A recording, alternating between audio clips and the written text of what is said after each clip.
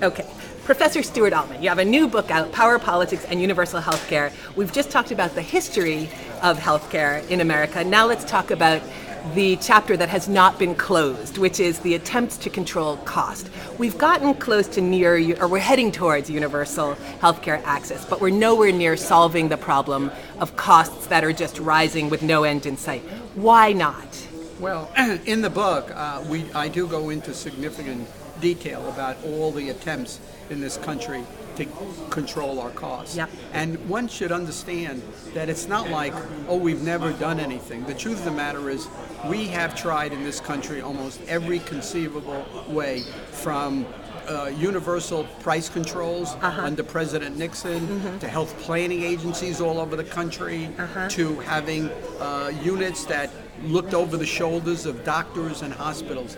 The problem we've run into is that every time things work for a little while, there are losers as well as winners. Yep. And the losers have always been successful in wiping out the so-called reforms of the day. Yeah.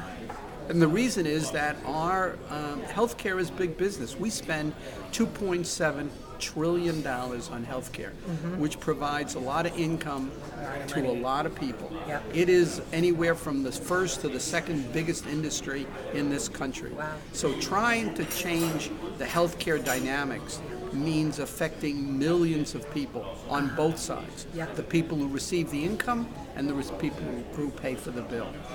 Well, with that said, I do think that there are on the horizon some very interesting new ways of doing things. The key will be whether we will let them succeed, and that I don't know. So let's talk about Massachusetts. What do you see? What's happening here and what's coming? Well, Massachusetts is a wonderful example because we in Massachusetts are ahead of the rest of the country in innovating these new kinds of delivery systems.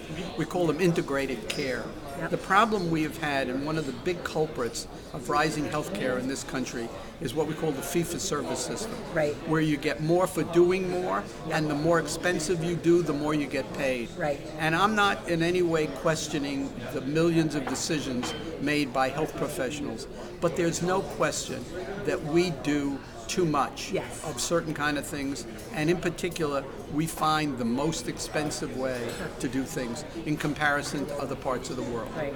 And here in Massachusetts, we are experimenting with a number of new reorganized delivery systems where you link up the primary care doctor with the specialist, with the hospital, and post-acute, put together a common package and come up with one price so that there's true incentives for people to figure out what works and use it, Yep. but not to use things that are not useful or maybe are a little useful but very expensive.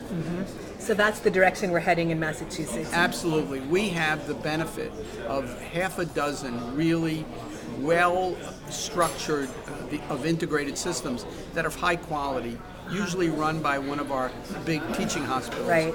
Whether it's the Mass General under Partners, whether it's the Beth Israel, Yep.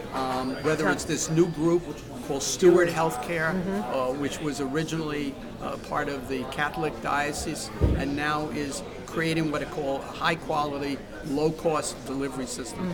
And so the rest of the country is really looking to Massachusetts again to see if what we're developing can be useful around the country. And what do you think will happen politically? Is this just going to be happening in the private sector, or is the state going to try to mandate it more? Well, first of all, the state has already moved in pretty aggressively. This state, again, is way ahead of the rest of the country in terms of trying to slow this cost growth. Yep. The governor imposed fairly tight restrictions on insurance companies. And saying they can only raise their premiums a limited amount. Yep. As a result, our insurance companies are becoming much tougher dealing with the providers. Now, of course, that's dealing with a lot of problems because a lot of our hospitals and doctors don't want the insurance companies to sort of be so risk. They don't feel that they're the right vehicle for Yep. doing this cost. So from the provider point of view, from the doctors in the hospital, they face one of three options.